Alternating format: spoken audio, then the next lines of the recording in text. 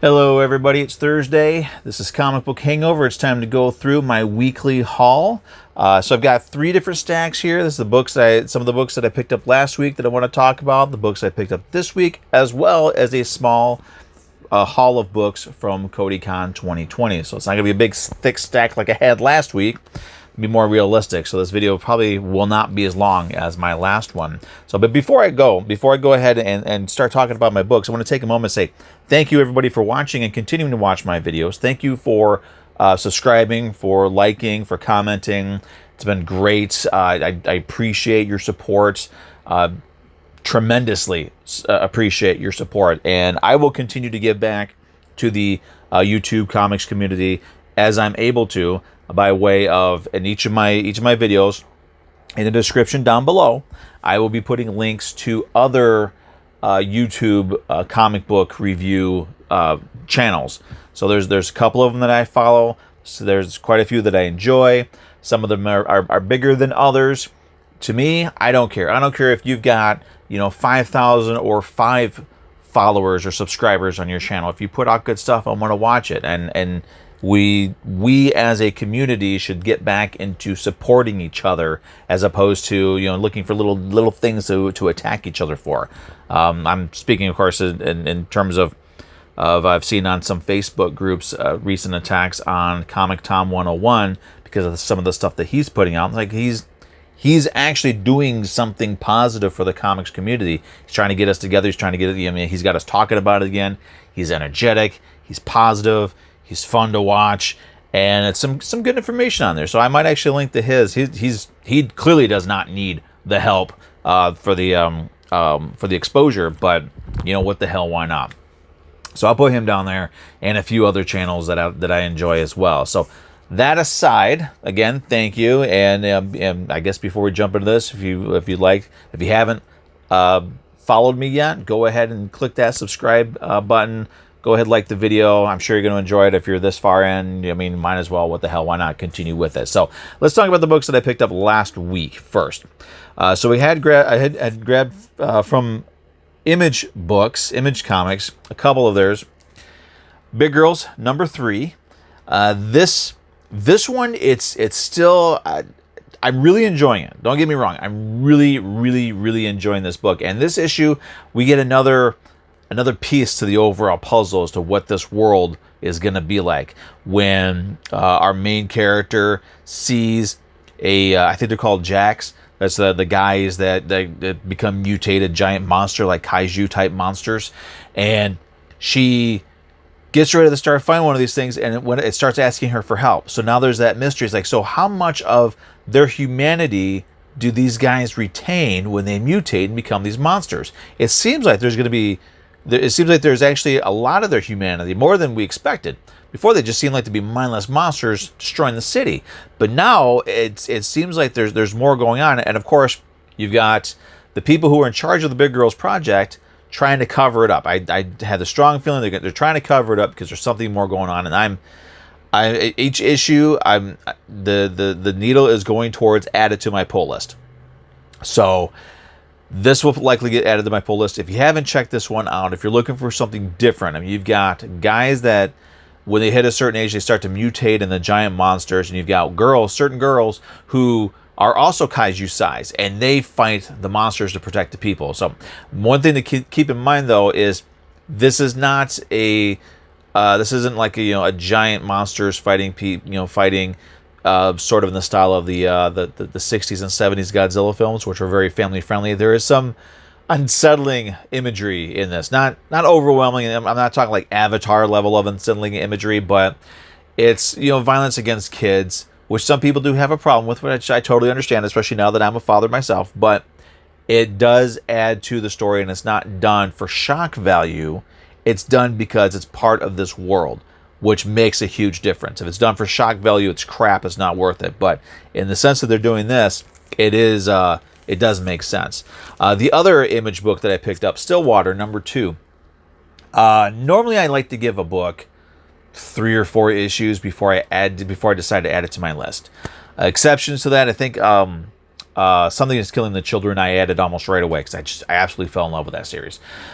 This one here, I'm really falling in love with as well. There's the whole mystery of this town of Stillwater, and this guy whose mom, I'm assuming, I think he thought she was dead, and she's alive in this town, and she hasn't aged a day since she's been in this town. She has him come to the town, which exposes their secret to an outsider, but since his mom is part of the community, he is by default part of the community, so they can't just kill him like they did to his friend in the first issue. The interesting thing was, when it came time to punish the mother, they buried her. And you think, well, that's going to kill her. But in this town, nobody dies. So she's buried for, I can't remember, it was a couple of days or a couple of weeks. But they're just going to leave her in the ground. And she's just going to have to deal with being in the ground. And then they're going to dig her up. And, I'm assuming the punishment's over with. But the mystery and the intrigue in this series is really, really cool. Chip Zdarsky, I think he's known for his Daredevil stuff. He's known for his superhero stuff. I don't think he does horror that much, or this kind of storytelling very often, but he is really good. And I'm thinking with the third issue, if it's just as good as the first two, I'm thinking I'm going to add this to my pull list, because this is a great series, and I do recommend it. I mean, Stillwater, Mercy, Something is Killing the Children. I mean, there's some great non-Marvel, non-DC books out there right now. Something for everybody, which is great. I'm glad we're getting back to the whole idea that no matter who you are, no matter what you're into, no matter what your interests are, there's a comic book out there that's going to be of interest to you. That's what I've always believed, and I've been able to prove that time and time again. And for a while there, it seemed like we were moving away from that, but now it looks like we're moving back to it, and I love it. The next one is going to be Batman number 101. The fallout for the Joker War starts here. So a couple of things that are changing for the Batman. He no longer has his money, so he's I'm assuming he's getting money through Lucius Fox now. So the deal was, the Joker stole the Wayne family fortune and took control over everything. Selena Kyle, Catwoman, during the Joker War, was able to take that money from the Joker and gave it to Lucius Fox. Lucius Fox is willing to give it back to Bruce Wayne, but with everything that happened, Bruce Wayne is now under scrutiny by the federal government. So if he just gets the money back, it will look kind of weird. So Lucius is going to keep the money, and he'll use it for good, because Lucius Fox is a good man. He might be a little messed up because the Punchline injected some of her variation of the Joker venom into him, so kind of messed him up. So we don't know if he's going to be completely sane, if he's going to be insane, or a mixture of the two. So we don't know what's really going on with him, but it's going to be really interesting, I think. But he is going to be keeping the money. Bruce Wayne, major change for him. He is moving out of stately Wayne Manor. He's going to move into a brownstone that the family owns, that's going to be in Gotham City. So he's not going to have access to this huge house. He's not going to have access to the Bat Cave underneath his Wayne Manor. So he is going, and as he says in the book, he is going back to basics. So fewer gadgets. Hopefully this means less destruction in Gotham City, but we're getting a back to basics Batman, which is going to be really, after all these years of him getting more tech, getting bigger weaponry, bigger, just everything was bigger and growing. We're now back to ground zero, and it's going to be really fun, I think, to watch. Plus, we've got new characters, some characters that were introduced through the Joker War are still going to be around. A really good run. So I'm hoping, I'm really hoping that this series continues with its level of excitement and action that it's had since I started collecting. I think I started collecting it with issue 86 when James Tynion took over the series, is when I jumped on it, because I was reading his Something is Killing the Children, and when I heard he was doing Batman, I was like, I gotta check out his Batman. I want to see what he's doing, and I've loved it ever since. So moving on, the final issue of Mighty Morphin Power Rangers, issue 55. So this ends this era of the Power Rangers. Next up is the era of two Power Rangers books. We're going to have Mighty Morphin, and then we're going to have Power Rangers. So it's kind of weird, but that's what they're going to do. So the big thing with this issue is there's a new Green Ranger in town, and apparently this dude is pretty powerful. We don't know who it is. They do kind of drop drop a subtle hint that it might be Draken, but I'm not sure. That might be a red herring. So I don't know what they're doing with it, but I know that just like with the bulk of this run, this 55 issue run, this is yet another great issue of the series. They are doing an amazing job expanding on the Power Rangers mythos. They're moving it forward. We're going to have the Power Rangers on Earth. We're going to have Power Rangers in space, the Omega Rangers, which is really awesome. We got familiar villains. I think we're going to have some new villains coming up. So if you're a fan of the Power Rangers, it doesn't really matter what era of Power Rangers, if it's Mighty Morphin, if it's Turbo, if it's Dino Fury or Time Force or whatever. This book is catering to all fans of all Power Rangers because everybody's going to show up eventually. So great series, great way to end it. The variant covers are still a lot of fun. I'm hoping that they stop doing the foil, those helmet foil variants for the Power Rangers and the Mighty Morphin series, because I like those, but I really want to cut back on variant covers. So that's what I grabbed last week. Those are the books that I got last week that were kind of worth talking about. Some good stuff. Stillwater and Big Girls. Sorry, Stillwater and Big Girls. Excuse me, are some really, really good books. It's nice to have something different, something new, something unique to check out. So this week, these are the books that I picked up this week. I managed to get, because it was on my list, I requested a while ago, Batgirl number 50, final issue of the series. And I think this is it for Joker War. This is Collateral Damage. It was a peripheral crossover, but this is the final issue. It's a double thick issue. Great cover. I mean, that's a pretty nice cover for it. But I think the reason why everybody's really sort of hot about that book is because it's the first comic book appearance of the gal who's taking over Batwoman from that Batwoman TV show. It's a show I have no interest in. I've never watched it. I do like Batwoman. I like her design, the black and red and the red hair and everything. But I got to be honest with you, I saw a picture of the new gal and it looks like a train wreck. Anyway, moving on, because I'm not getting into that. DC TV shows are a little bit out of my wheelhouse. So moving on from that, I also grabbed, this is True Believers. This is a reprint of Marvel 2-in-1, number 10. This is Black Widow and The Thing. And of course, you see I put my my category or my listing of what issue and what series it's from on there. I grabbed Draken. I think I got the variant cover for this one as well. So Draken, Power Rangers Draken, New Dawn, number 3, wrapping up that series. So last week we had the final issue of Mighty Morphin Power Rangers. This week we had the final issue of Draken, New Dawn. Really eager to check this one out. So I got the regular cover, as I always like to do, as well as the infamous foil helmet variant covers that I would like for them to stop doing them, but they're really cool. Maybe just do it for one series. Don't do it for both of them, because I don't know if I could afford that. Moving on, Transformers 84, Secrets and Lies, number 4. I don't know if this is the last issue of this series or not, but it's a continuation of the Marvel series from the 80s. The first issue of this was really kind of boring, but it has picked up, so I'm really anxious to see what's coming up for that series. And then I did pick this up because my LCS still had it. I grabbed the first issue on my honeymoon weekend. Enjoyed it. So Inkblot number 2. I want to check this out and see what's going on in that series. So those are the new books. A nice small week for the last week of the month. Now moving on, let's move forward to my CodyCon haul. These ones here, these are basically, he was doing these for $2 each. These are reader issues. And this first one here I actually got for free. Just tossed it in my my package. So this is Justice League Europe number 23. Again, these are going to be reader issues, so I'm not really going to bag and board these. I do want to actually read them and check them out. Justice League International number 18. This one I have, but I don't know. It's a Lobo book, so I like to have an extra copy of it. This one I might bag and board because I don't have this one. This is Justice League International number 19. This is the continuation of that story, so I like to have that.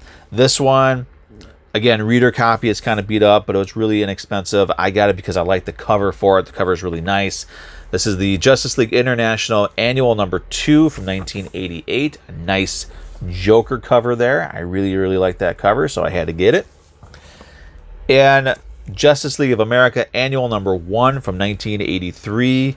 The spine's really ticked up, but the bulk of the cover is really nice. So while the spine is really beat up, the front of it presents really well. So I'm going to read it. It's not going to get bagged and boarded. I might actually find a frame for it because I've always liked this cover. I've always liked this cover. So I may even put it in a frame, hang it up on the wall just so I can look at it, you know. Now, as for the books that I got from him that I'm going to be putting in my collection, Amazing Spider-Man Annual number 6. It's a reprint. So it's reprinting, I believe, Amazing Spider-Man. I had it written down here, and I don't know where my notes went. But I believe it's Amazing Spider-Man Annual number 1. It's kind of the first appearance of the Sinister Six. It reprints material from Amazing Spider-Man number 6 or number 8, somewhere in there, as well as material from Fantastic Four. I think a Fantastic Four Annual. Again, I had it written down, but I don't know where my notes went. So that's what it is. It's all reprint stuff.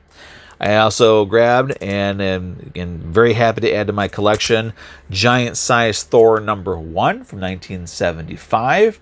This actually was released in July 1975. I was released in June 1975, so it's kind of close to my birthday month book. So that's pretty cool.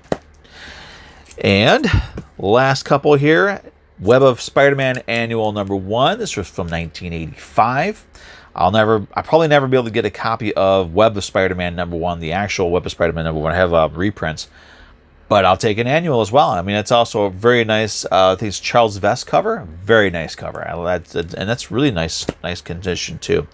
Then we've got finally the last one from 1986, Web of Spider-Man Annual number 2, another Charles Vess cover. This cover I really like, just the whole idea. And the reason is his black Spider-Man costume on that Spider-Man spotlight with the old iconic colors on there. That's really nice. And these books are really in nice shape too. So that is it. That is what I got this week. I am trying to cut back on my books from CodyCon, although I can't resist. Hey, you guys and gals out there, you know what I'm talking about. You have an opportunity to get some books, even if you don't actually need them. You want to have them just because they're books. And oh wait, there's one more thing to show you that I got from CodyCon. This is a still from A Nightmare on Elm Street 3 Dream Warriors. This is the character Will. He was in his dream world. In the real world, he couldn't walk, but in the dream world, he could walk, and he was a wizard. He was big into like Dungeons and Dragons stuff. So this is actually signed by the actor who played him in the movie. What's his name? Ira Hayden? Anyway, got it signed. I just tuned in to CodyCon, and I heard him say Nightmare on Elm Street, and I'm like, okay, I gotta, whatever it is. He's like, I can't remember if he said like $5, $10. I don't remember what it was, but as soon as he said, I was like, I want it. I don't know what it is. I don't care. It's from a Nightmare on Elm Street series. I want it, and that's what it is. So that's pretty cool. That's awesome. That's it. Honestly and officially, totally and thoroughly, that is it. Those are all the things that I picked up last week. So again, thanks for watching, everybody. I'm thinking that this video is probably going to be as long as the one last week. I try to keep them around 15 minutes, but it is what it is. So again, thanks for watching. If you haven't subscribed yet, please subscribe. I do this every Thursday. I have my videos out, and this is of course going to be the last video in the month of October, so the last one before Halloween. So everybody, happy Halloween. I hope you have a safe and happy and joyous and just a fun Halloween out there. If you've got little ones, if you're able to take them out safely with all this nonsense going on, if you can take them out safely, please do. There's no reason why a child should be deprived of Halloween. And if your neighborhood, if your town or whatever says, well, you will not be able to go trick-or-treating, here's my suggestion, because this is what I was going to do if our governor or our mayor or anybody said he can't do trick-or-treating. I was going to contact some friends and family that live around town, and maybe the day before Halloween go around and drop off some candy. And I was going to take my son, we're going to take our little boy around and have him go to our friends and family so he can knock on the door and say trick-or-treat and get candy. So if they don't actually have official trick-or-treating, you can get around with that. They want you to do stuff with your friends and family, so do that. Actually have friends and family give your kid candy, because why not? There's no reason. And I don't know if that's going to be picked up because my a little ding went off on my phone. So But yeah, there's alternate ways to do that, because every child should have Halloween every year. There's no reason to not do it. If you can do it safely and smartly, do it. This is also going to be the last video before the election, which I don't talk about politics on here. On some of my other social media, I do talk politics a lot. Here, I prefer not to, because politics is divisive. Comic books should be a uniting thing. And I don't care what your politics are. I don't care if you're pro-Trump, pro-Biden, pro-both, anti-both. I don't care. I'm in this part of my life, comic books unite everybody. And comic books take precedent over everything. You could be, well, I don't know. There are certain types of people that I would not want to associate with, even if they were comic book fans. But in general, here in America, I don't care what your politics are. But that aside, the election is coming up. It's next Tuesday. So if you haven't voted early, I think now might be too late to mail in your ballots. But there are many places around your town, your city, your township, your villages where you can drop off your ballots. You can contact, maybe call City Hall, your local City Hall, and find out where your drop-off areas are. Get on Facebook. You can do searches there, like my hometown on the City of Jackson Facebook page. They've been putting on there where your drop-off areas are. So if you can drop them off, drop them off. If you're going to vote early, definitely do that. It's very important to do. No matter who you're voting for, it's important to do. It's our privilege, it's our right, it's our honor as Americans to be able to do that. If you're not doing that, if you're like me and you're a stickler for tradition, you're going to go and vote on election day. So just be safe, do the social distancing, wear the mask, take your own hand sanitizer, whatever.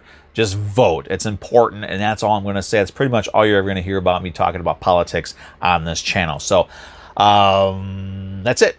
We're done.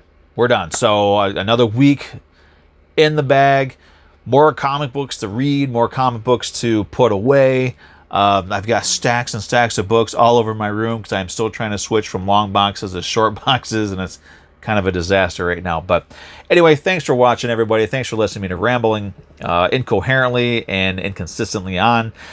Feel free to like the video, subscribe to my channel if you haven't, comment down below, and of course check down below for links for those other channels that I'm going to do. I want to do like 2 or 3 every week. So there'll be ComicTom 101, and then there's going to be two other ones. I'm not sure who it's going to be yet, but they'll be worth checking out.